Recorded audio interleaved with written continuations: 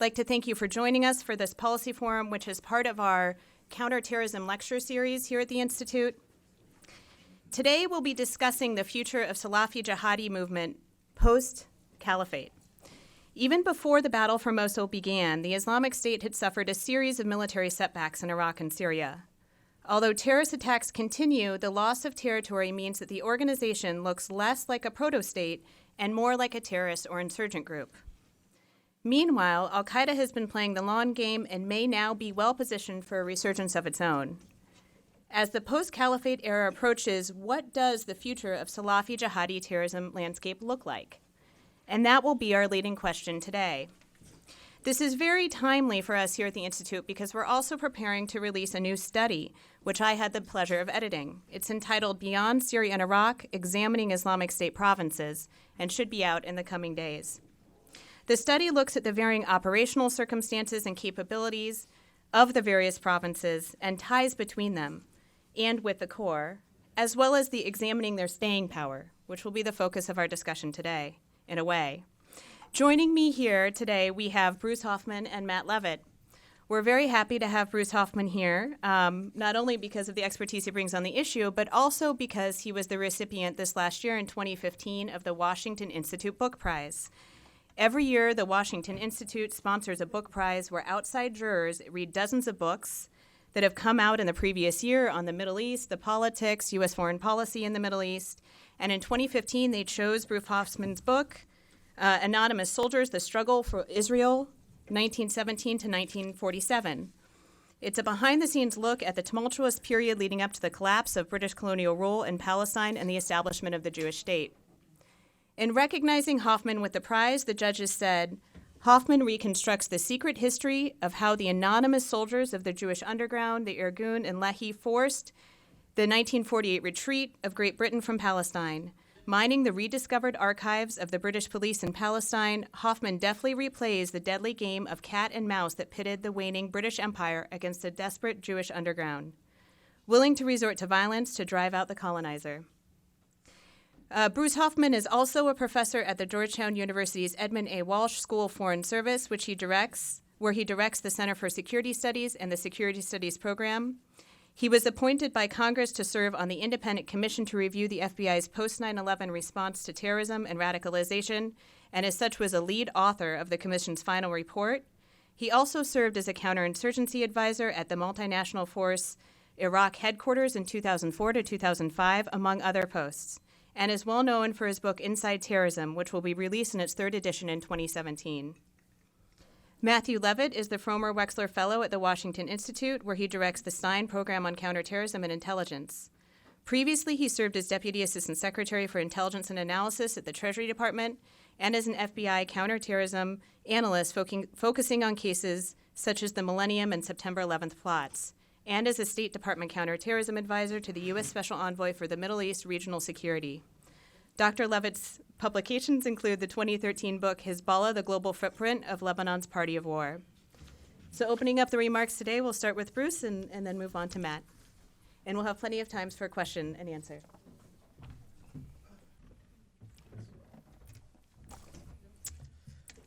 Thank you, Catherine, for the very kind introduction. Thanks to Matt, to the Institute, for the invitation to come speak. And then I would be remiss not to reiterate my sincerest thanks for the honor bestowed on my book, Anonymous Soldiers. That merits just a couple of more words in the sense that this was a very controversial book. It illuminates really the impact that terrorism, that political violence, both from Arabs and Jews, had on British policy in Palestine during the 30 years of the mandate. It raises many uncomfortable aspects of that, many uncomfortable truths, but in the 2 years since the book has come out, what I've found remarkable has been the capacity of the Jewish community and also in Israel too, to engage in these matters and not to shy away from them. I think the most misunderstood comments on the book I've gotten from anti-Semites or those who want to link historical events to contemporary developments in a way that's inappropriate. So it was really a tremendous honor, especially at the Washington Institute, recognize the book and then Just as profoundly, it went on to win the Jewish Book Council's Jewish Book of the Year award as well. So it makes one very proud to be part of those communities and have that level of intellectual engagement and courage. But this is on a completely different subject, and isn't 600 pages either, which means it's a lot more digestible during lunch. So what I really want to talk about is basically what's happening now and what is likely to happen in terms of the trajectory of the war on terrorism and the fates of both ISIS and Al-Qaeda. I don't think, I have to say honestly, it's a very happy story. Although in some quarters in Washington, we're constantly seen as being on the success in this struggle. Unfortunately, exactly 40 years of studying terrorism have left me as more of a glass half empty than the glass full person. And the reason I say that is, think about it. 5 years ago, Al-Qaeda was widely reported and almost universally heralded as being on the verge of strategic collapse. And the verge of strategic collapse was, in fact, a quote used by persons at the highest levels of the United States government up to the president. Its founder and leader, of course, was dead in a highly successful commando operation. A succession of key lieutenants had subsequently been eliminated. And the transformative events of the Arab Spring that same year seemed to have solidified this process, and as many argued, had rendered terrorism irrelevant. How completely and utterly different it looks today. When the Director of National Intelligence, General James Clapper, testified before the United States Senate Armed Services Committee last February, he painted a remarkably bleak and melancholy picture of a newly resurgent Al-Qaeda alongside an ambitiously expansionist ISIL. ISIL, he said, has become the preeminent terrorist threat because of its self-described caliphate in Syria and Iraq, its branches and emerging branches in other countries, and its increasing ability to direct and inspire attacks on a wide range of targets throughout the world. More alarming still was how General Clapper described the status of Al-Qaeda. Al-Qaeda and its affiliates, he asserted, have proven remarkably resilient and are positioned to make gains in 2016. They will continue to pose a threat to local, regional, and possibly even global interests. So as the famous British aphorism goes, if a week is a long time in politics, 5 years must seem like an eternity in global terrorism. And especially given our ongoing fixation with the threat posed by ISIS, it's easy to forget that only a little bit more than 2 years ago, the Islamic State didn't even exist. And just 11 months ago, ISIS was able to carry out the two biggest attacks on a Western city and on a commercial aviation target in the past 10 years. They did so in both instances with little or no advance warning, with its ringleader, the most tracked person across Europe, in defiance of the prevailing analytical paradigm that ISIS wasn't even interested in conducting external attacks. Just as we once imagined that Al-Qaeda was on the verge of strategic collapse, the conventional wisdom in recent years was also that ISIS would remain an entirely local phenomena, confined to the perennially violent, unstable Levant in Iraq, and really had no interest in striking or attacking anywhere. Consequently, most observers were completely unaware that over the previous 2 years before the Paris and Brussels attacks, ISIS had created a formidable Amniyat Khalafiyya, or external operations arm, capable of functioning throughout Europe. This should make us very sober about any conception that we have a good pulse on ISIS even today, much less that we truly understand the dynamics and the evolution of the broader jihadi universe, including Al-Qaeda, and most especially given the paucity of attention that transnational movement has received in recent years because of our obsession with ISIS. Indeed, if bin Laden were alive today, I don't think it's too far-fetched to say that he'd be a very happy man. In a 1998 interview with a Pakistani journalist, bin Laden had asserted that he did not fear death. In fact, he said, "I welcome death, and I welcome the opportunity of martyrdom, because I am completely confident that my death will produce thousands of more Osamas." Well, with the estimated 40,000 or so foreign fighters that have gravitated to places, not just Iraq and Syria, but today that are fighting in Afghanistan and Yemen, in Pakistan and Somalia, in Libya and in Mali, one can say that bin Laden's dream has been realized. Not only that, when bin Laden was conceiving that, he was thinking of these thousands of Osamas as being mostly external threats. But with the rise of internal threats posed by lone wolves, or what's otherwise known as homegrown violent extremists, bin Laden's prophecy has come to pass. Similarly, in September 2012, we often have very short memories when it comes to terrorism, even from 6 years ago. But September 2012, in the immediate aftermath, you remember, of the printer cartridges plot that was staged by Al-Qaeda in the Arabian Peninsula, bin Laden called on his followers throughout the world, and particularly the Al-Qaeda affiliates, and summoned them to commit Mumbai-style or Mumbai-like attacks across Europe, almost like Winston Churchill during World War II had commanded the Special Operations Executive to light up Europe. Nothing happened. His summons fell completely on deaf ears. But what we saw in the past year is that even if that capability did not exist in, that capacity did not exist in 2010, it certainly had materialized in 2015 and continued in 2016 with the attacks in Paris, Brussels, Nice, Normandy, on trains in Germany and shopping centers, and elsewhere. And similarly, of course, it's been ISIS that was able to backfill and fulfill or carry out that edict that bin Laden asked for.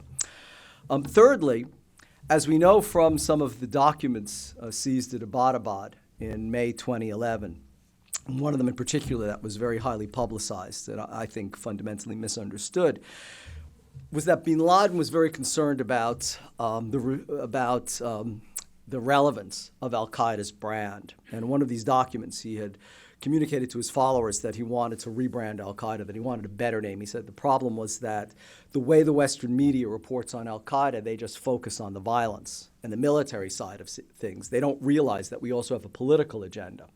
So many people interpreted that as a sign of weakness. I think at the time, bin Laden, who always had preternatural skills in communication, was seeking to reposition Al-Qaeda. And of course, that's exactly happened today, with groups like Jabhat Fatah al-Nusra and its predecessor, Jabhat al-Nusra. No one talks about Al-Qaeda in Syria anymore. We use these ridiculous names, even though Saif al-Adil and other key Al-Qaeda senior leaders are operating in Syria.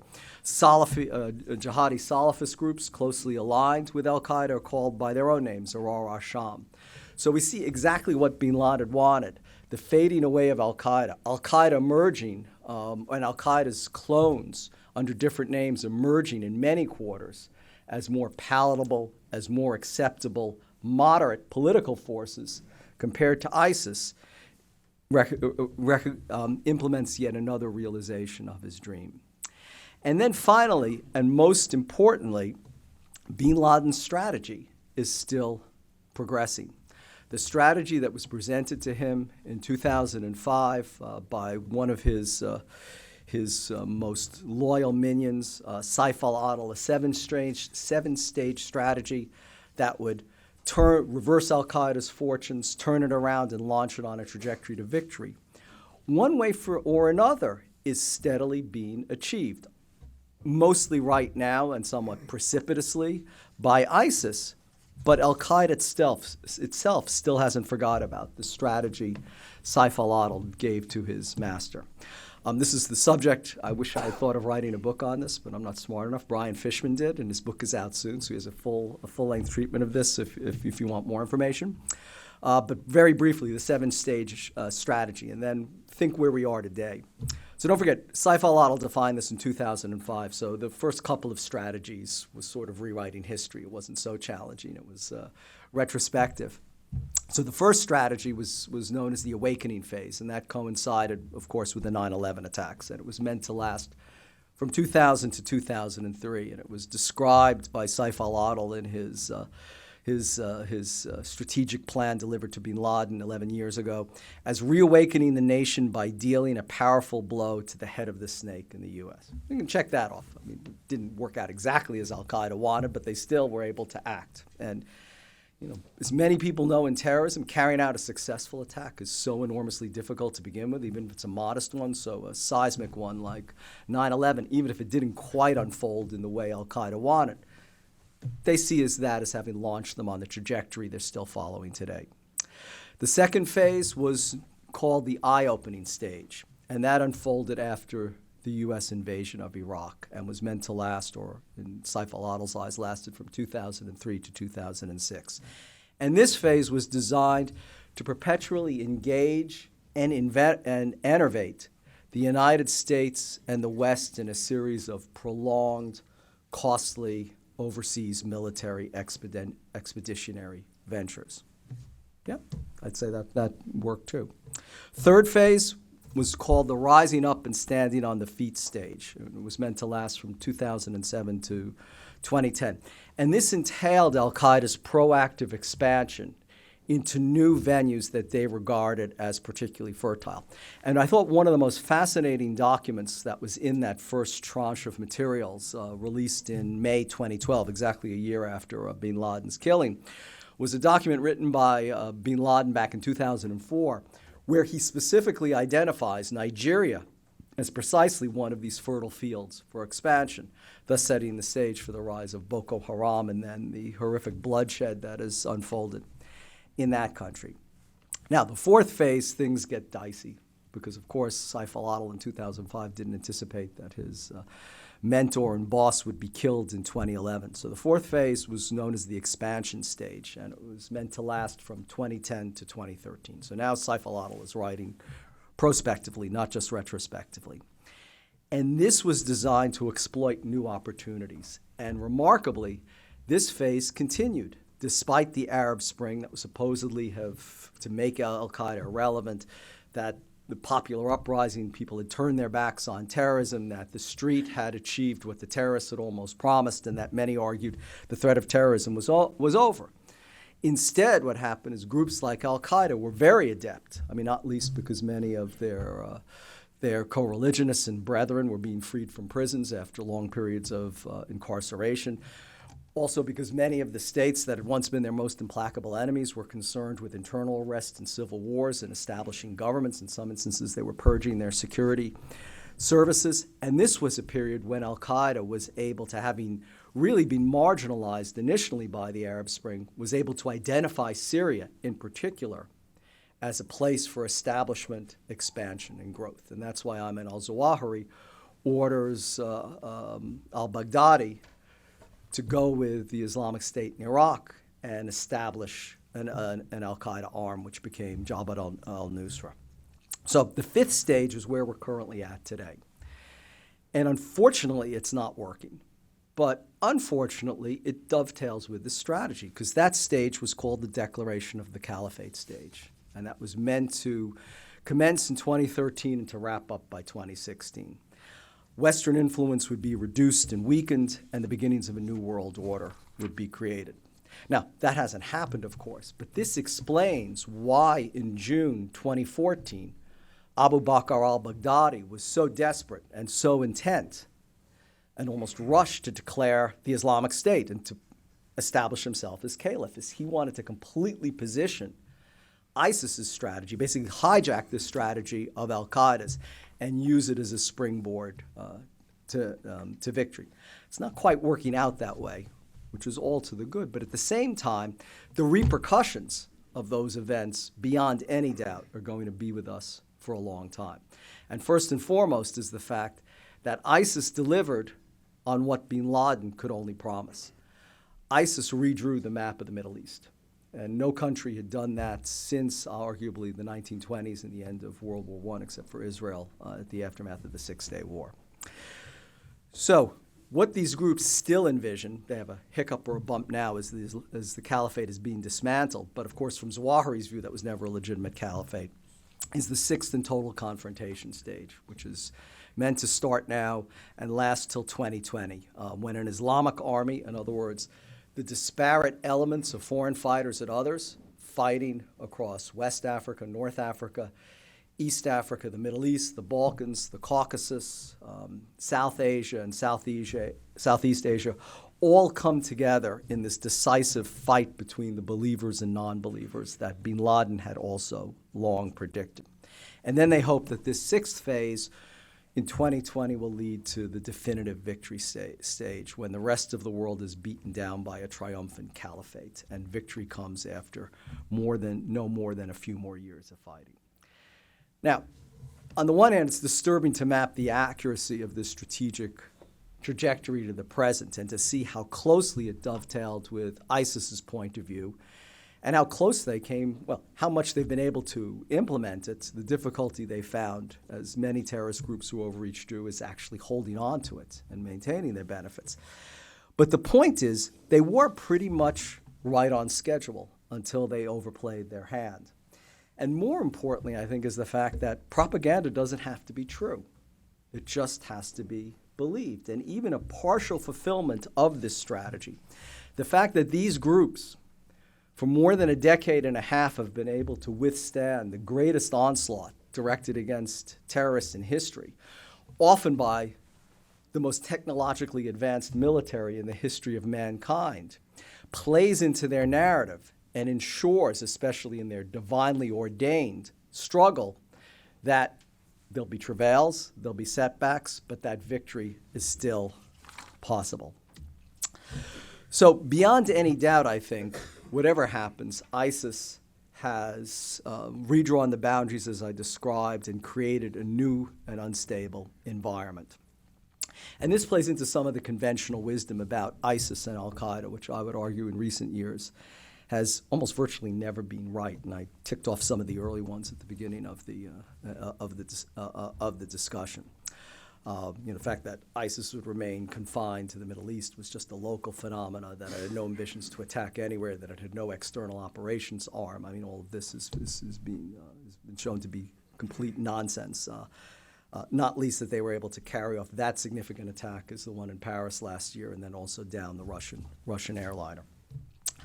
But going back to conventional wisdom in general, about a year or so ago, if you remember, the conventional wisdom was that the bloody split between Al-Qaeda and ISIS and their bitter internecine rivalry would be a good, would weaken the overall jihadi movement and in fact set themselves against one another's throats, where somehow they would both self-immolate and do our business for us, and that they would disappear, they would all fade away.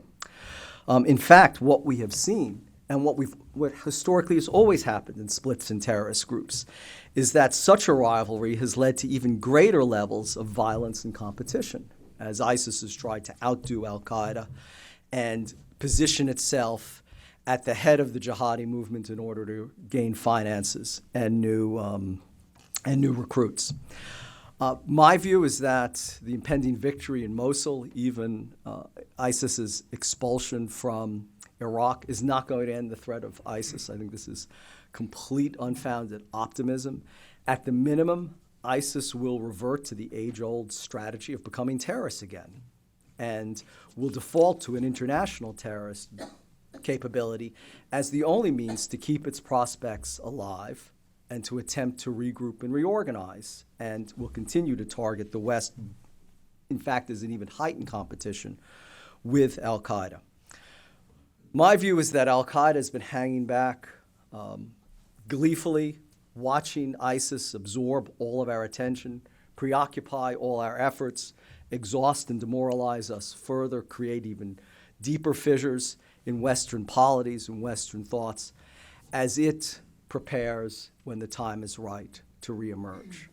Why do I say that, at least in an empirical sense? Exactly a year ago, in the Shorabak district of Kandahar, what the U.S. intelligence community calls the Bat Cave was uncovered.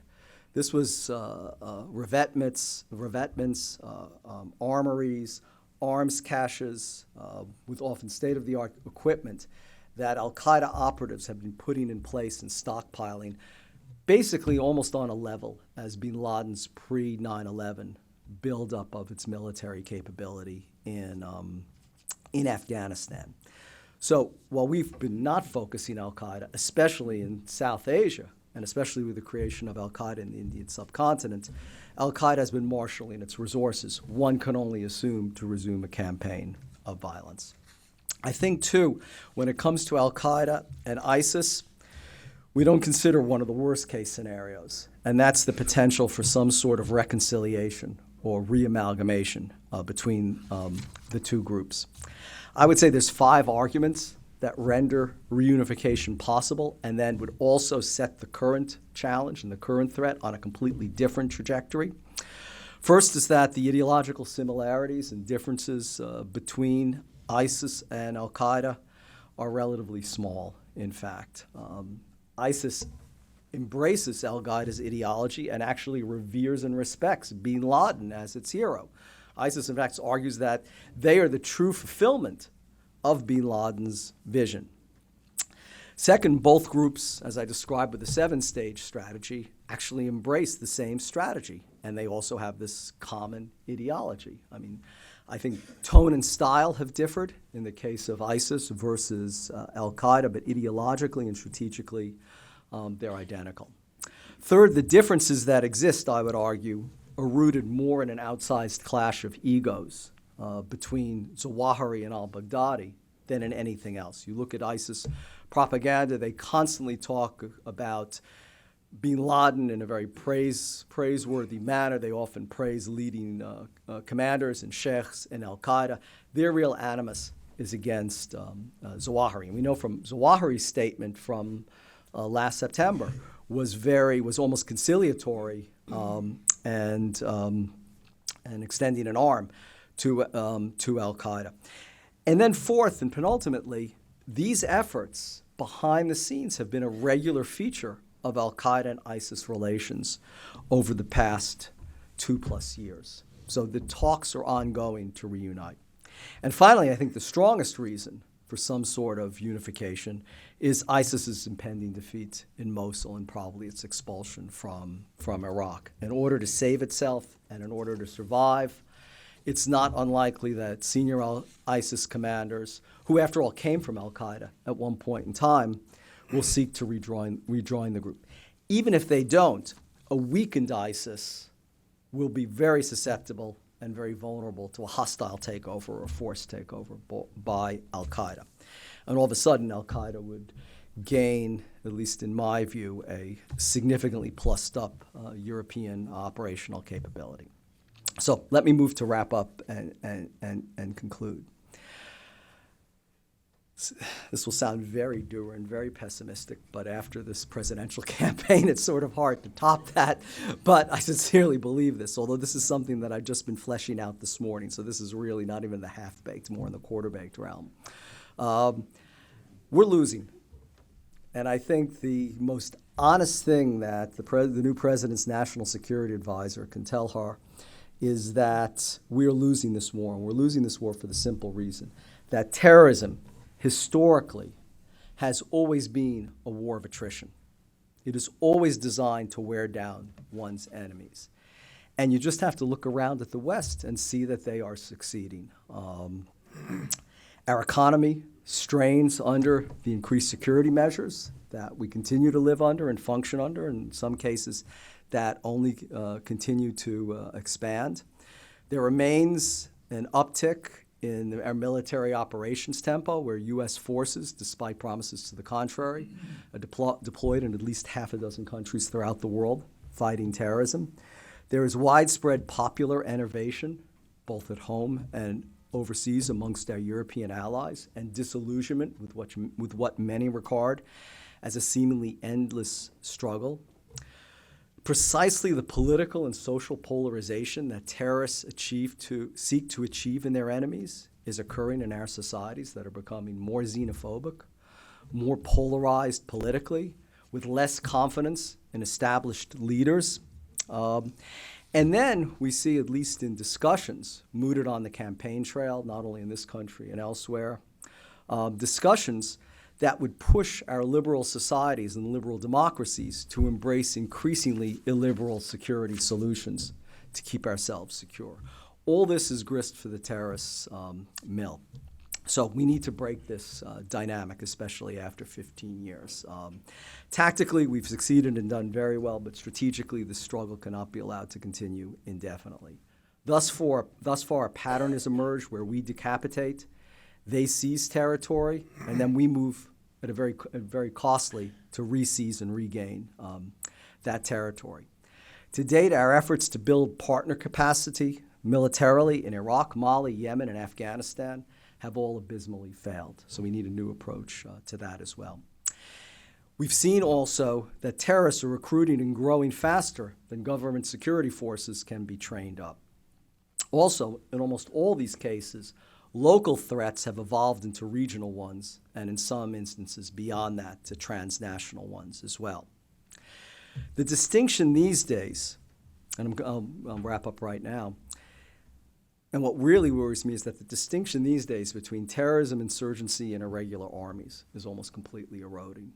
When you look at the threat from ISIS, from Al-Qaeda in the Arabian Peninsula, from some of the Iranian militias as well, you see a hybrid threat where these groups can operate conventionally, can use terrorism, and also function as insurgents and guerrilla armies. AQAP, Jabhat Fatah al-Nusra, and ISIS certainly are as capable as the militaries, or if not better, of the militaries of many of the nation states arrayed against them, at least the local nation states. So I think we really have to start from the bottom, develop an effective strategy where the focus is on preventing franchises, affiliates, branches, and provinces. That, to me, is the most important measure of effectiveness. That's the organizational dynamic. That's the dynamic where terrorist groups bring populations and territory under their control. And finally, we have to accept that we are in a long war, that this has no easy answers nor easy conclusions, but we have to drive it to that conclusion sooner rather than later. Thank you.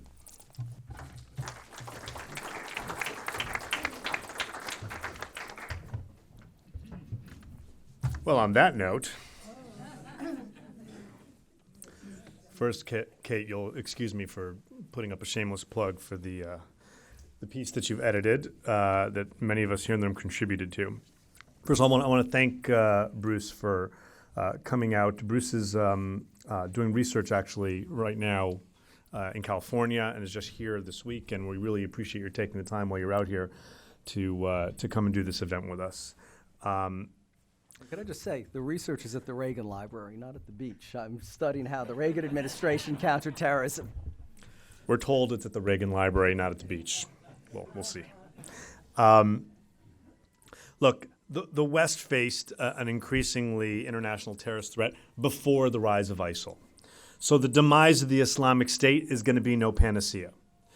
Tomorrow's bin Laden or Zarqawi is probably a teenager or early 20s in Syria or Iraq, probably Syria right now.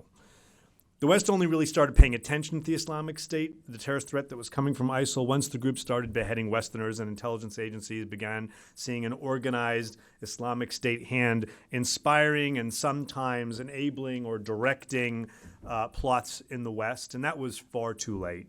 And that played no small part in the series of events leading up to the creation and the expansion of the Islamic State. ISIL operatives will certainly reorganize as insurgents in Iraq, in Diyala, for example, as our colleague Mike Knights just wrote, in Anbar along the Iraqi-Jordanian border, in places like Rukban along the Syrian-Iraqi border, and continue to operate in Syria so long as that conflict is not resolved. Some operatives will be killed in the battles to come, and others will be drawn to the idea of living, who were drawn to the idea of living in an Islamic caliphate, may flee back to their previous homes if they can, once that so-called caliphate falls. Some may flee to Islamic State provinces in Libya, Sinai, Yemen, or Afghanistan and Pakistan, Khorasan. I'll talk about that in a minute. Though the resilience of these provinces in the face of the fall of the core of the Islamic State should not be taken for granted. Islamic State terrorism is likely to spike as the group tries to demonstrate its continued existence and relevance. Note the attacks in Kirkuk, in Pakistan and Afghanistan over just the past few days. And plots in the West, directed by or otherwise tied to the Islamic State, may increase too. Note the arrests in Germany earlier this week. But the real question here is whether so-called lone wolf or lone offender attacks continue to present the same kind of threat that they have over the past couple of years, and we'll have more on that in a moment too. ISIL leveraged social media and communications space in a way that no other jihadist group ever has. And so you might ask, can the group survive online without holding territory, without taxing the population, without governing a caliphate, and over which it makes a claim, however fantastic, to leadership of the Muslim world? And I would argue it'll be very difficult to do that in any way that we've recognized it so far. But as Bruce said, the group can continue to exist as a terrorist group even after its so-called state, its governance, even if much of its insurgent capabilities are pushed back.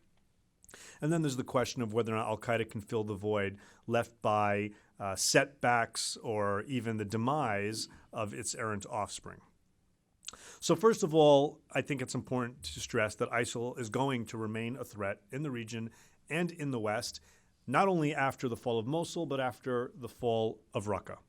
ISIL recruitment efforts are likely to suffer significantly, even as it maintains an online presence and produces ideological justifications for its setbacks of the kind we're already seeing in its publications. There will be no more idyllic caliphate to draw people, but there will be other justifications made, and some people will be drawn to those. ISIL attacks will increase, but could quickly peak and decline without the funding and logistics and new recruits that they've been able to draw faster than any other group by virtue of controlling territory and territory that happen to be blessed with natural resources. And then, of course, is the open wound and sore that is Syria. And so long as that remains an open sore, and there is no light at the end of the horizon for that, the conditions will exist for the Islamic State to function at least there and have safe haven to do things elsewhere as well. In fact, I think we need to take a step back. It's important to consider as context how the war in Syria transformed the nature of radicalization and recruitment of foreign terrorist fighters for the Islamic State and indeed for other Islamic violent extremist groups as well. Initially, before the Islamic State even existed, foreigners were traveling to fight in Syria to defend fellow Sunni civilians and defend communities against persecution by the Assad regime. That was a much easier and faster radicalization process than had been the case under the old Al-Qaeda. Now, a person didn't have to be radicalized to the idea of knocking off the head of the snake. A person only had to be convinced to fight a defensive battle to protect Sunni civilians from the gas attacks and the barrel bombings and the starvation campaigns of the Assad regime, not to an Al-Qaeda-style offensive jihad against the West. As the conflict dragged on, more people began to fight with Jabhat al-Nusra and Ahrar al-Sham and others because these more radical groups enjoyed greater financial support and therefore had access to more money and better weapons. And over time, many people who went to fight in Syria for more altruistic reasons became increasingly radicalized by exposure to these more extreme groups.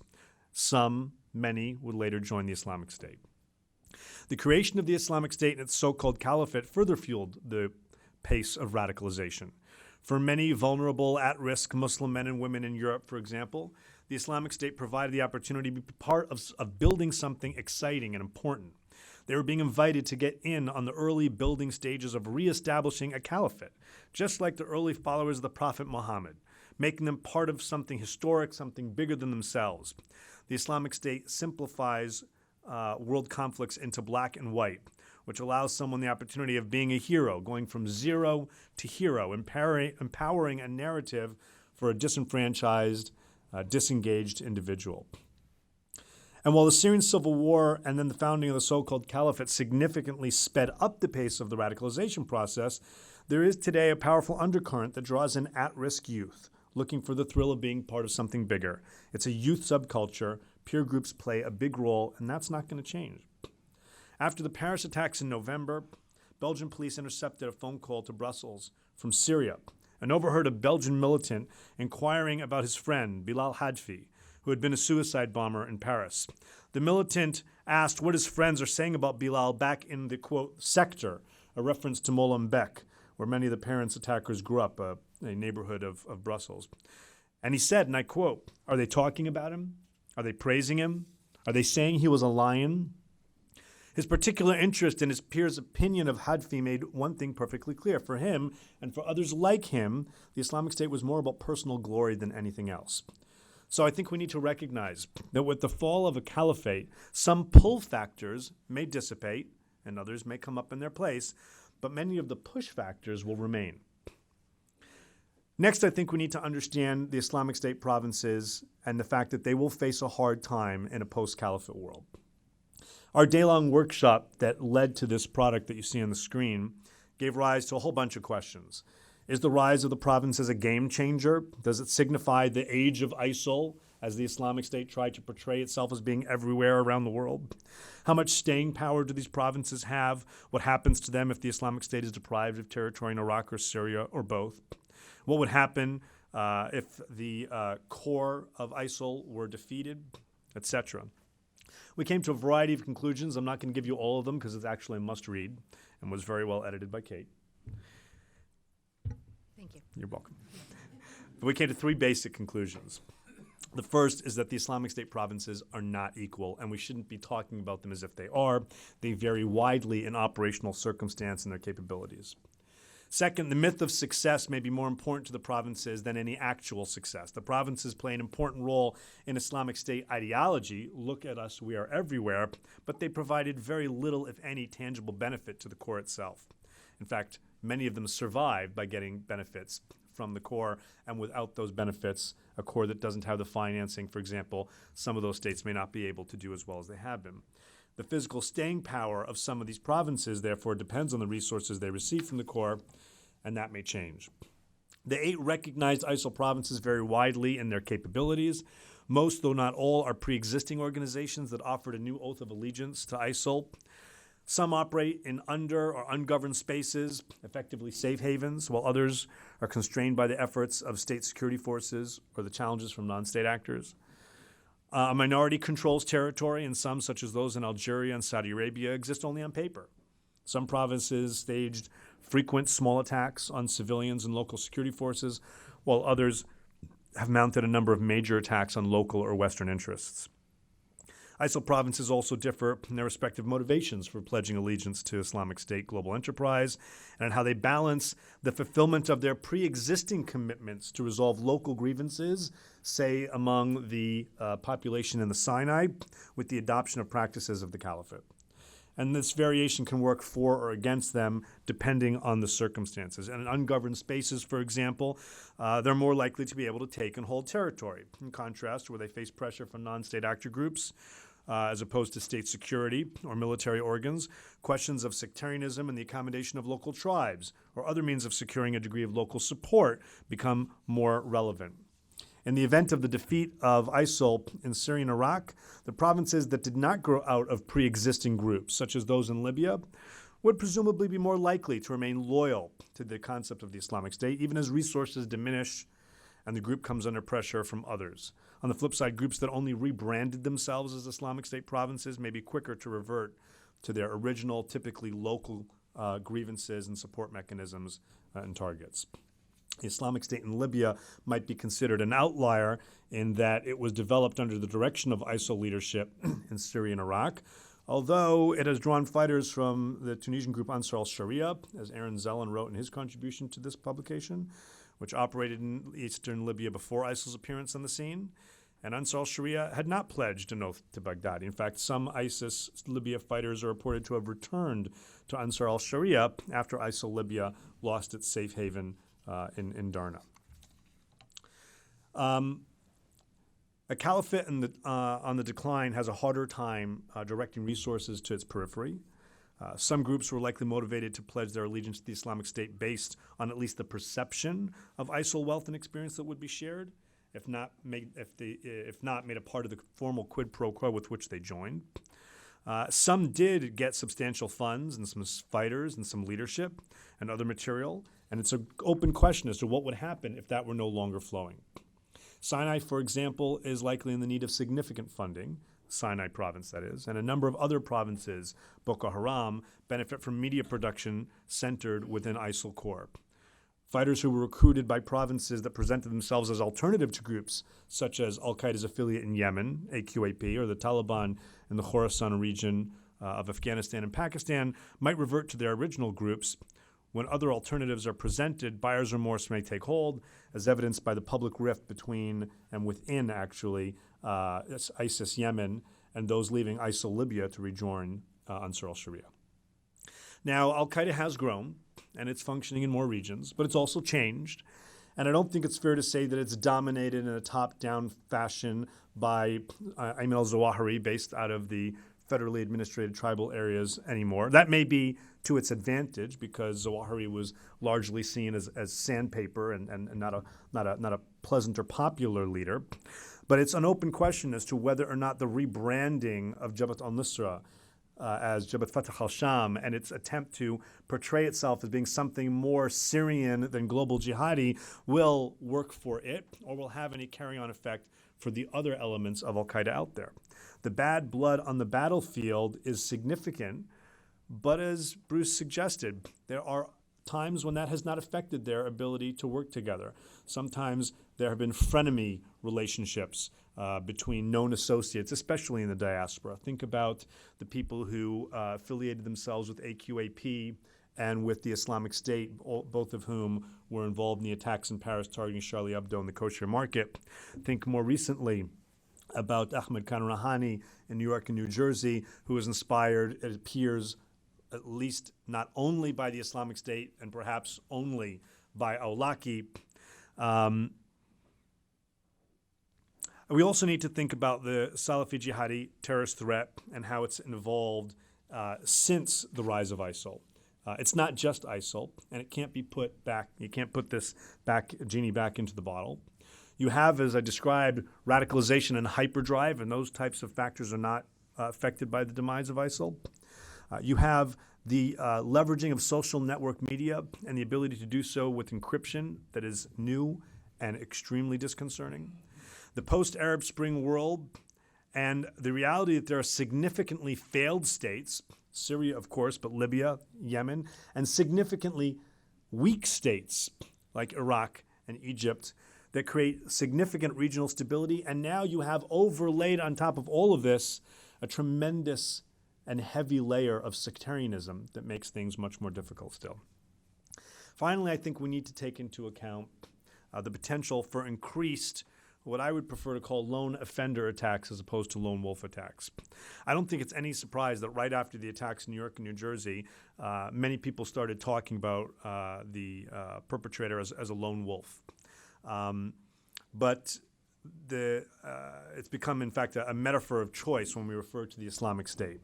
I think that it's time to put the lone wolf metaphor to bed. Secretary of Homeland Security Jay Johnson said in congressional testimony, we now live in a world where terrorism is, quote, carried out by those who live among us in the homeland and self-radicalized, inspired by terrorist propaganda on the internet. And it's not that that diagnosis is entirely wrong, it's just incomplete. The New York bomber may have been self-radicalized, we'll find out in time, but it's very unlikely that he was merely inspired by terrorist groups. There's no doubt the Islamic State has been exceedingly explicit and calculating in its calls for lone wolf attacks. In an online ebook that ISIL produced called How to Survive in the West, a Mujahid Guide for 2015, the group made an explicit play for lone wolf attackers, and I quote, with less attacks in the West being grouped or networked attacks and an increasing amount of lone wolf attacks, their word, not mine, it will be more difficult for intelligence agencies to stop an increasing amount of violence and chaos from spreading in the West, end quote. The group's call to action has been amplified, first by its talent at promoting through social media. The Mujahid Guide was distributed widely on Twitter, for example. And second, the authority lent to the group by virtue of its participation in the Syrian war and its purported reestablishment of a caliphate. Clearly, this has had some effect because in recent years, the pool of potential homegrown terrorists has expanded. Today, there are open investigations on about 1,000 potential homegrown violent extremists in all 50 states here in the United States, and there's no doubting that is a very sharp increase from what we had just a few years ago. And yet, not all of America's radicalized individuals have been motivated by the Islamic State's appeal for lone wolves. Rouhani, the suspect believed to be behind the New York and New Jersey plots, reportedly was inspired by al-Awlaki. And we have other cases like that too, including the Boston Marathon bombers. The more fundamental problem with references to lone wolves, however, is that the term it's largely a misnomer. Since wolves are pack animals, the lone wolf is meant to conjure up the image of someone who's rejected his nature and is now acting completely independently, a rogue individual operating outside the scope of any cell or network or group. But while there are cases of inspired individuals, often people from broken homes or with criminal records, or histories of mental instability, mostly in Europe, but we had a couple of clear cases in Canada too, who attack their own with no formal ties to any group, those rare cases so far tend to be the exceptions that prove the rule. More often than not, the evidence indicates that suspects thought to have been lone wolves might more accurately be described as known wolves, people whose radicalization and suspicious travel and changes in behavior were observed by acquaintances. Increasingly, U.S. officials view the terrorist threat on a spectrum, from inspired individuals acting alone to terrorist operatives acting at the direct orders of the Islamic State leaders in Syria or other groups. But rarely are the cases clearly at one end of the spectrum or the other. According to NCTC Director Nick Rasmussen, more often than not, we observe a fluid picture where individuals operate somewhere between the two extremes. And the director of the FBI puts it this way: we're looking for needles in a nationwide haystack, but even more challenging, we're also called upon to figure out which pieces of hay might someday become needles. It's hard work, and it's particularly challenging in identifying homegrown violent extremists. So, to Bruce's question, if we're winning or losing, I would just say this. The demise of the Islamic State in Mosul and Iraq would be a significant win, a significant victory, but it won't be winning the war.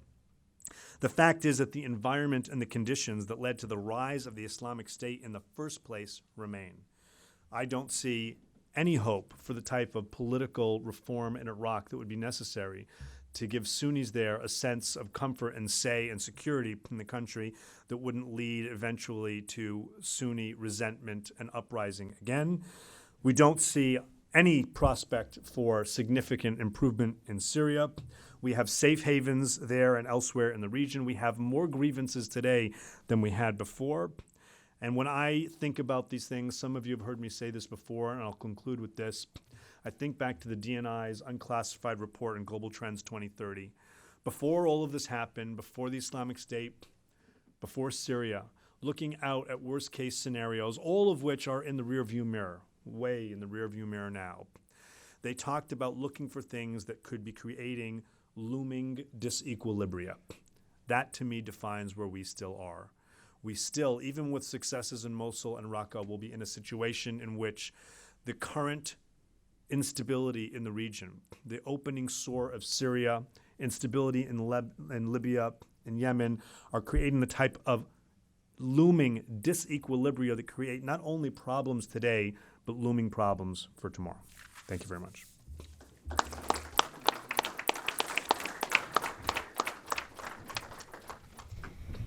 Thank you, Matt, and thank you, Bruce. Not incredibly uplifting as things tend to go these days, but very interesting and thought-provoking remarks.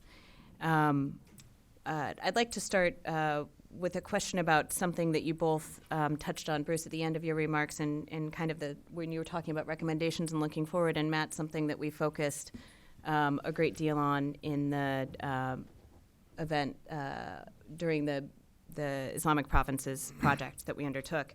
And that's the idea of preventing Bruce, you put it as preventing, but looking at the role that terrorist ideology, specifically Islamic State ideology, plays when it comes into new territory and taking over local grievances and displacing those local grievances, taking advantage of them, and introducing this terrorist ideology. And I just wanted to ask you both as kind of an opening question, where are we perhaps missing where that might happen or be happening next? And is there anywhere that you think that this phenomenon is more vulnerable at this point? Well, I don't. I think it's a mistake to think that what we've seen in the past couple of years is going to manifest itself exactly in the same way, because the concatenation of circumstances in both Syria and Western Iraq is quite unique compared to other places. What worries me is, for instance, over the past 2 years, Al-Qaeda has been focusing more of its own attention on places like Burma and the Maldives, Bangladesh to an extent, to places where there was never any sort of Al-Qaeda presence. And I think this has been ingrained in the DNA of all these terrorist groups, is that they understand, and by all these I meant, I should be more specific, ISIS and Al-Qaeda. That, again, because ISIS is a clone of Al-Qaeda. I mean, they differ, I think, in style and substance, but as I said, ideologically and strategically, one's marginally more offensive because they're much more in your face, whereas Zawahiri is a bit more cautious. But I think it's very dangerous to see that there's a difference between them, but that's a different rant. Both groups have been able to take advantage of lawless border areas, of places where a government's writ does not extend. None of this is new, but of course it's constantly replenishing and sustaining them. And this goes into my argument, is that we can't fight this war for decades. I mean, one sees the stark divisions politically in campaigns across Europe and the United States. I mean, terrorism was not an issue in the previous 2 presidential campaigns, and was only marginally an issue in 2004. And that was largely because bin Laden himself had sort of appeared. Bin Laden appeared on the end of October in his last videotaped release, but even more so, I think the Beslan siege in September had, at least according to polling, sort of alarmed the quote-unquote soccer moms, but had an impact on people that might not have necessarily voted Republican and did. So terrorism did have an influence there as well. But the last 2 elections, terrorism didn't figure at all. And it's figured very prominently here, which again inflates the terrorist power. This is what it's about. I don't think any of them ever believe that they can conquer us, but they do believe they can wear us out, and breaking that cycle is going to be critical. And one of the means they sustain that cycle is by identifying new fertile grounds for expansion, and not least our inability to train up the local forces to resist them, or at least train them up as fast as the jihadis establish a toehold that they then translate into a foothold. So I think it's really important to look at places where you can call it ideology, you can call it propaganda, and so a little bit of both can be used to hijack some local grievance. And by the way, this is not something entirely new, it's a return. Right? We saw this back in the day in the Philippines and elsewhere, where Al-Qaeda would make relationships with the Abu Sayyaf groups and others and try and do just this. You'd have two villages that fought each other before one converted to Christianity and one converted to Islam, and then they were fighting that way for a long time, and in came a jihadi element, and suddenly this became part of their list of grievances out of convenience. To me, the bigger issue is where there are safe havens and ungoverned spaces. And then we can also deal with countering their propaganda and also their ideologies. But they will be more capable, and they will have greater ability to hurt us where they're able to function within especially ungoverned spaces. And my concern today is that there are more ungoverned spaces than there were just a few years ago. And so even if we are able to crush what has become the first kind of terrorist proto-state with the ability to have access to more funds and resources than anybody else ever had, et cetera, we will be dealing with capable terrorist threats so long as there are the combination of places where they can function and events that are happening that will give them cause. And in the latter, I think, again, to me, I don't think that they're going to get a whole lot of new adherents by Burma or what have you. They might be able to stir up some stuff in a new region. The biggest thing to me is Syria. Syria and Syria and Syria. And by the way, it's not just some throwaway propaganda. As Bruce said, it doesn't have to be entirely true, but it certainly helps when it largely is, when they say, look at how the West hasn't cared and hasn't done and hasn't gotten involved when many, many, many, many more people, almost entirely Sunni Muslims, have been killed by the Assad regime and its allies in Hezbollah and Iran and now Russia, than the Islamic State has killed all told.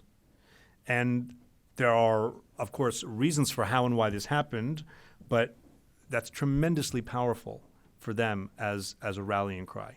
And so at a time when they will be denied some of the most powerful rallying cries when their caliphate is put to an end, and it will be, you won't have families moving, trying to go to some idyllic caliphate. You won't be getting these people who are told, come get in on the grass level to build the caliphate like the original followers of the Prophet Muhammad. But a lot of the push factors will remain, and there will be pull from Syria. Again, as I said, there was a pull from Syria before there was the Islamic State. Thank you. Yes. Ambassador. You don't need a mic. You're mic'd up in the ceiling. Go right ahead. Hi, my name is Mark Ginsberg. I guess for purposes of this, I just spent 8 months working on anti-ISIS social media operations in the Middle East, and I commend you on this report and thank you for it. Bruce, you mentioned that that ISIS overplayed its hand, and I want to turn the clock back. They had almost made their way to Baghdad. The White House considered them the JV squad, and then they started their beheadings. Was their beheadings meant to bring us into the plains of Dabiq because they were that overconfident to see that battle being waged?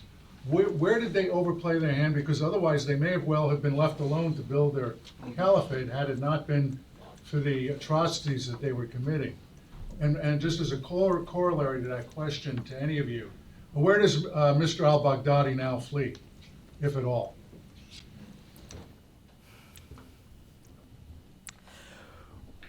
Well, I mean, my point about retrospectively, it's hard to know where they overplayed their hand. My only point about overplaying their hand is that they envisioned a caliphate that was not just in Western Iraq or that was in the Levant, but that stretched from Sirte to Raqqa to Mosul. And in their dreams, they saw that as forming an axis that they would preserve. I think that they fundamentally, where they overplayed their hand, is that I think they believed the rhetoric that the West could never organize to intervene in some meaningful fashion without putting down ground troops, or that local forces would not be deployed. I mean, the West's deployment to the area began before the beheadings. I mean, it began a few weeks before Foley tragically was executed.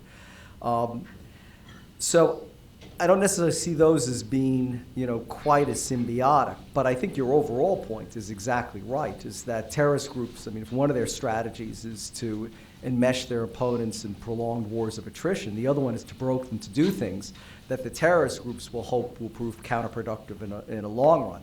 And there I think your analysis is right, is that probably the beheadings did solidify the commitment to last longer than people imagined, longer than the 2 years that it has, and played and probably was not very useful for them. But don't forget, the other purpose of those beheadings wasn't necessarily, we weren't necessarily the audience. We may be partially the audience. I would argue the audience of those beheadings were the foreign fighters that they were able to animate and motivate, and who thirsted on that sort of bloodshed and embraced the sort of Frantz Fanon type of mentality of the cleansing and catharsis of violence, and saw it embodied in those very dramatic beheadings. So that became, I think, part of Al-Qaeda, more than anything else, part of ISIS's recruitment endeavors than necessarily to draw us in. I think they believed the rhetoric that we weren't going to be drawn into another military commitment at whatever level, and especially not in Iraq. Where does Baghdadi go? Abbottabad? No. I don't think he has to go anywhere. The one thing about Baghdadi, unlike bin Laden, is Baghdadi is being seriously injured. I mean, one doesn't know, the extent that he's actually recovered, and how mobile he is. So that makes it a lot more difficult. But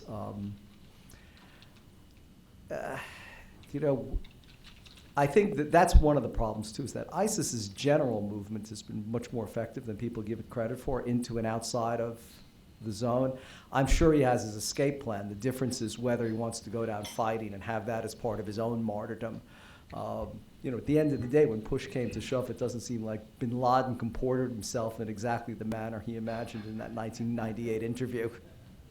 I also think that there will be the ability to hide in parts of Iraq and in parts of Syria that are still going to be controlled by ISIS or ISIS sympathizers for quite some time. And we saw it took a while to find Zarqawi. I would be surprised if this is someone who went to Libya or whatnot. I don't think that's what this is going to be like. Beyond Iraq and Syria, Dr. Levitt, you referred to weak and failing states, that kind of where ISIS seems to be doing good business. And what kind of advice would both of you give a new administration in dealing with those countries that have ISIS within their boundaries, that are weak, failing, or maybe not weak or failing? So each case is going to be different. But I think Bruce is right that our attempt to kind of lead from behind on this and have local forces do most of the lift for us is not enough. And so we're going to have to decide where things are at a critical enough phase that we need to do more. I think that there is a cost to inaction, I think, as we've seen in Syria.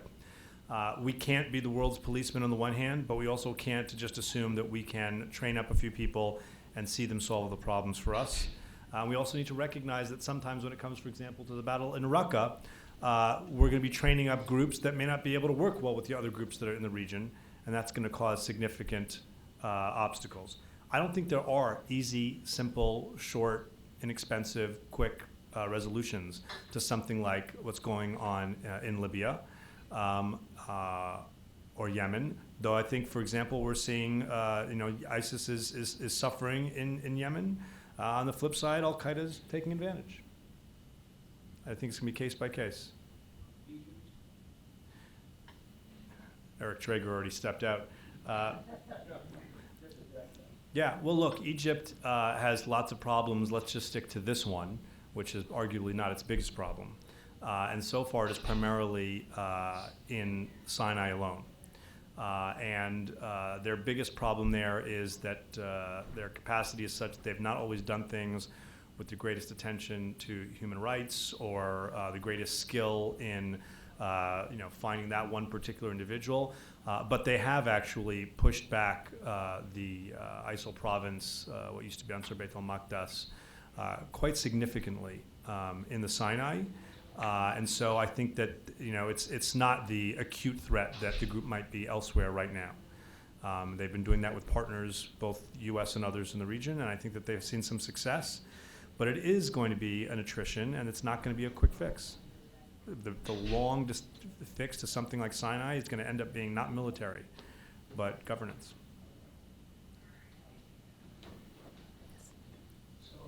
Just with regards to your study of the ISIS provinces outside Iraq and Syria, I'm sure Somalia came up in your discussion about that. And it's probably one of the only groups that had an Al-Qaeda affiliate that didn't really kind of change teams, so to speak. There was a small cell that went out. And it seems that Shabab has kind of stayed on the Al-Qaeda side and really hasn't tried to expand its operations outside of Somalia, but they have attempted to increase their power by planting a bomb on an airplane, if you remember back in last February. And so I was wondering if you could speak to kind of how Shabab is stood as maybe an anomaly in the study that you looked at of ISIS. So I'll just say that, yes, Shabab seems to have stayed very much in the Al-Qaeda orbit, and yet there are elements in the area that have made the switch. And we've seen at least 2 or 3 or 4 stories just in the past 24, 48 hours to that effect. And there is that draw. But I think Somalia has always been a unique situation. And I think that even Al-Qaeda was a little bit hesitant to accept their affiliation. That happened after bin Laden. There can be consequences to accepting on affiliates that act independently, and they tended to have. But they certainly remain capable, not only in Somalia, but as we've seen in the region, attacking, people were watching the soccer game, et cetera, and very much the attack on aviation, which could have been worse than it was. And was also extremely innovative, too. Extremely innovative. Security may not be great there, but nonetheless, over the past 15 years, we've thought we've kind of gotten our arms around the commercial aviation problem, and that incident in the Russian charter plane raised a lot of worries. But I would say, I mean, you raise a very good point, and I mean, you almost answered the question that Shabab at one time was much more of an insurgent force and much more capable of exercising some, albeit extremely crude, form of sovereignty and governance over population areas. It doesn't go away. It defaults back to its genesis, which is as a terrorist group, in terms of terrorist tactics, which is, again, I think probably lends some insight into what we might see in the future of ISIS, who actually has a much better developed, I think, international network than Shabab does. But Shabab is not inconsequential in that respect either. I mean, in the United States, they were able to radicalize nearly 36 individuals, even after a lot of attention.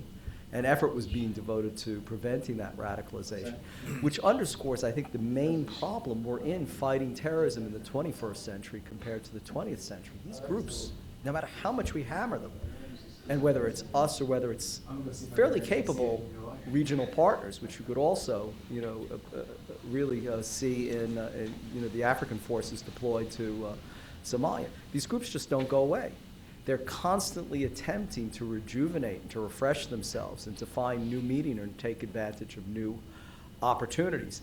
And I think this is part of their understanding that they are not going to defeat us militarily, but they're just going to struggle on as long as they can and hope that either we get tired, demoralized, and stop, or that the debates within our own our own societies, if they don't result in paralysis, become like a recruiting sergeant for the terrorist organizations. We have much greater success militarily against the insurgents, and then they revert to terrorist groups. And in the case of Shabab, it's a great example of Bruce's comment earlier of competition. Yes, there were those individuals who were recruited and radicalized here in the United States, largely, in most cases, on a combination of nationalistic and Salafi-Jihadi ideology. And then there was a shift. And the majority of the Somali American youth that were radicalized were being drawn to the Islamic State. So the fall of Mosul and the fall of Raqqa, does that shift again if there's no caliphate to go to? I don't think we can answer that question. It's possible, but it gets to that competition and the fact that you should anticipate that if you have military success against a proto-state or an insurgent group, and it refuses to give up because you only need a few people and a few bucks to carry out an attack, with which it reminds everybody that it's still there and relevant, and you can then maybe get some more money and get some more recruits. It's very difficult to put the final nail in the coffin. Right, and I think even more so, the one thing that neither of us have talked about, and we've both been remiss, but I think it's just because there's so much on the plate, is the foreign fighters and the returning foreign fighters. We're dealing with a problem now, as I said earlier, that's not just in Iraq and Syria, but it's in Libya and Mali and Yemen, in Pakistan and Afghanistan and elsewhere, where there are tens of thousands of foreign fighters, many from the region, but 7,000 to 10,000 from Europe. And, these types of warnings in the 1990s fell on deaf ears, and maybe we won't have the same sort of blowback phenomena. But already, I think there's so many indications in Europe of people who have been in these combat areas coming back, not even if they don't even have the skill set, but at least with the mindset and the determination to carry on the struggle, which means the fall of Mosul, much less the fall of Raqqa, does not end this. You're absolutely right. And by the way, some of them do have increased skill set, including absolutely. The New York, New Jersey bomber who put together something more sophisticated than many of us thought would be likely. European counterterrorism officials are literally drinking from the fire hose, the fire hydrant on this. It's harder for people to come back, but certainly not impossible, especially still with the refugee issue. One of the things people are concerned about is not just that people might flee battles in Mosul and Raqqa to places like Libya, but that places like Libya might not be the final stop on the way. They have really been able, the Europeans, to successfully curb the number of individuals who've been able to sneak into Europe through the former channels, but now they're coming up through North Africa. And there's a tremendous concern about what happens to these foreign terrorist fighters. Some of you might remember, I've referenced it many times before, this declassified State Department INR report from the very end of the Afghan jihad, warning about, entitled The Wandering Mujahideen, warning about, really in that piece, not European, but from the region, individuals who would be coming back home and with new skills, new relationships. If you substitute some of the technology, new technology they learned back then, where they refer to desktop computers and fax machines, for some of the technologies that they're using now, social media, et cetera, then a lot of it is just as relevant now as it was then. It was 1993. And it was 93. the first document that cited Osama bin Laden. So if you have you have the war in Afghanistan, and then you have Al-Qaeda, you have the war in Iraq, and you have Islamic State, do these wandering mujahideen, the returning foreign fighters at this point, do you think that leads to something else at this point, or is this the Al-Qaeda Islamic State convergence? Is that what's next? Well, many of these individuals also went to Syria and Iraq to fight. I mean, often Jabhat al-Nusra, at least in days past, not so long ago, creamed off the best and the most dedicated, and the flotsam and jetsam and just the thrill seekers ended up with ISIS. So they find their way, I suspect, back to what groups they had some affiliation with and who's willing to deploy them. But, I mean, go back to the 9/11 Commission report, which talked about even the most lavish estimates of the U.S. intelligence community was 15,000 people passed through the Al-Qaeda camps between 1990 and 2001. And we already have a magnitude of at least 4 times that number. Back then, they were from a fairly homogeneous set of countries, whereas now I think General Clapper's testimony last January, cited it's either 120 or 140, but that's like most of the world's countries, let's put it that way. So, I mean, it's been remarkable to me is that there's almost, we focus so much, the buzzwords today are counter-radicalization and local efforts to prevent people from joining organizations.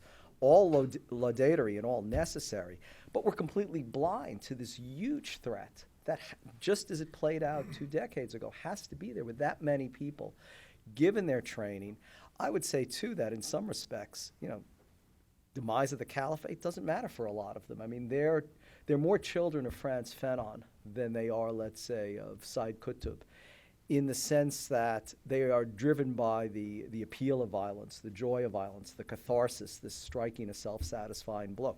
That doesn't end when the Islamic State disappears. I mean, they've already been given the training and empowered to fight. The struggle will continue at some level, and at least to my knowledge, it's always a dangerous thing to say, but we're fighting the last war in some respects, just like Barbara Tuchman wrote. I mean, I find that we're so riveted on counter-radicalization and on local efforts, the ones and twos that may be leaving, and I don't think nearly as much attention is being paid to the foreign fighters. Although, in this this vast sea of pessimism that I've washed everyone. And there is one bright spot that I do see a recognition of this, and it was just announced last week that within NATO a new position has been created, an Assistant Secretary General for Intelligence and Coordination, which is immensely important and I don't think is just something cosmetic. And the person they selected is actually someone who's an extraordinary skilled diplomat, but also was the vice president of the German External Intelligence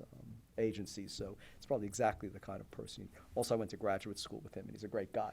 So on top of that, so I could give him my personal endorsement. But the point is, there is a recognition that there is going to be some blowback, and even with the fall of Mosul, it's like a roller coaster. Hang on for the next, for sort of the next curve. I just add to that it's not just a question of the training they'd received. In Afghanistan, they were receiving training, and here they've gotten a little bit of training and a lot of experience. And the experience is real world and makes it much more dangerous. I do think that there has been a significant improvement, even since the Brussels bombing, in efforts to deal with the foreign terrorist fighter problem, and most importantly, a recognition that there's much, much more that has to get done. But the fact that, I can't underscore this enough, the fact that we were talking maybe 15,000 before, and I think you're being conservative by saying at least four times that now, tells you about the trajectory of what we're going to have to deal with, even if we could stop all bad things right now and we were just dealing with the follow-on effects from what happened in the past. In the back row, yeah. presentation. Fantastic discussion. What non-kinetic solutions are resonating, or what are some examples of some non-kinetic solutions that you're seeing there that may be able to have some transferability as we might need those solutions here domestically as well? Look, to me, the non-kinetic comes in the CVE space, in the countering violent extremism space, and I think it really is important. I do think that we could find ourselves in a slightly better place, I say slightly, better place tomorrow than we are today with the fall of the caliphate, not only because some of the arguments that draw people will fall apart, but because the Islamic State basically would take anybody. And Al-Qaeda at least had standards, and it was more complicated. I do think we need to focus in that space. I think it applies to the foreign terrorist fighters too, in terms of not only the law enforcement and intelligence capabilities of knowing who's coming and who's going at border crossings, sharing information at the border crossing, which still isn't happening the way it should yet within Europe, but also the ability to assess individuals who are returning. In Western democratic countries, if someone has a passport and is a citizen of your country, you can't just not let them back in, and you also can't just let them roam the street necessarily. And we need to recognize that most of them don't have law enforcement and intelligence services in the number of services or the number of personnel that we do, and figure out how to deal with the people who do come back. But the reality is that dealing with the actual terrorist threats, whether it's terrorist, insurgent, or proto-state, is going to be something that is going to be more for the kinetic side of things. I worry that we have gotten a little bit more accustomed to kinetic tools in this fight because, for example, in an area that I spent a lot of time on, we both did when we were at Treasury, the best tool, we had Danny Glazer here, the Assistant Secretary at Treasury, a week ago. The best, most effective tool for dealing with Islamic State finance has been kinetic. And we shouldn't assume that will always be the case. I don't disagree with anything, but I think that, in the aftermath of Afghanistan and Iraq, we almost overly embrace non-kinetic means and methods as the only solution, and that you could fight this and you can win it without kinetics. It's patently not true. I mean, you need both. In my view, I think the kinetics have to come first. You've got to break the back of the enemy and weaken them, and that's the best way to weaken their message. Then you go in with the non-kinetics to ensure that these groups out of their ashes can't rejuvenate themselves and can't use what is then already a diminished communications capability to reinvigorate themselves and rise up again. I mean, I don't disagree with anything Matt said, but of course, part of the problem that Al-Qaeda still exists and isn't on the verge of strategic collapse, and part of the reason that ISIS surfaced is they've been able to play the systems and all the measures we've put in place that have been effective against charities, that have been effective against the movement of money and personnel. They still found ways to get around them. Otherwise, they wouldn't be the threats that they are today. And that's not to say that it was nugatory or waste of effort. It's just that's one side of the coin. The other side of the coin, at the end of the day, is you've got to militarily weaken them and defeat them. And I think for too long, we went from one extreme to the other, from every solution is to invade a country and deploy the military to not doing any of that at all. And like in many things in life, as I often tell my children, it's a balance between the two, but I genuinely believe in this case that you can't dispense with both, and it has to be a mixture that's not 50-50 constantly. You're constantly, I think, regularly having to adjust it in response to how you're measuring the effect on your adversary. But I think too often we're just binary. We use one or the other and don't use them in concert. And that was inelegantly why I was talking about we really have to think hard of what is a new strategy. And it's not just the strategy, it's the implementation part. We had a great strategy, for instance, in 2006. Juan Zarate had authored it. It was fantastic. But it's implementing all those parts, the kinetic as well as the non-kinetic. To be honest, my greatest fear is that we will pat ourselves in the back for the success of defeating the Islamic State once that happens, and we'll want to be done. But you will still have a lot of problems in Iraq, most of which will hopefully have some pretty non-kinetic pieces, even as we help them train up to be able to maintain territory. But the most important things will be the political reform, which is not kinetic, and you will still have Syria. And if we don't solve Syria, this will all circle back again. It'll call itself Islamic State. It'll call itself something else. But we will not be addressing the underlying illness if we simply stop at Islamic State. Or I think, I mean, you raise a good point. It's not seen all progress as holistically or universally good. I mean, for example, Al-Qaeda fighting with the Golden Dawn in Iraq and gaining increasing credibility and power and sort of supplanting ISIS. There's progress against ISIS, but it's raising a whole nother level of problems. Similarly in Iraq, the PMF and the Shia militias fighting alongside the Peshmerga and the regularly constituted Iraqi forces bring with themselves tremendous problems as well in assuaging Sunni concerns of Shia domination and also not being the victims of revenge. I completely agree. I mean, I threw out the word sectarianism, so I wanted to kind of check that box. But that's an event unto itself on the Shia side, and actually a project that we are on the hook, I say, as Patrick Clausen is sitting here front row, to work on over the next year on the issue not only of the Sunni but of the Shia extremist groups as well. I would just add maybe on the terror finance front, going back to that for a second, because I think it has larger implications. When you think about what Matt said, the fact that traditional terror finance, counter-terror finance tools haven't been effective vis-a-vis the Islamic State because it produced its revenue locally, and so kinetic were more effective in that sense. One of the challenges across other issues of the Islamic State is when you have an organization holding territory, you don't have all kinds of other indicators and access points to better understand how they function.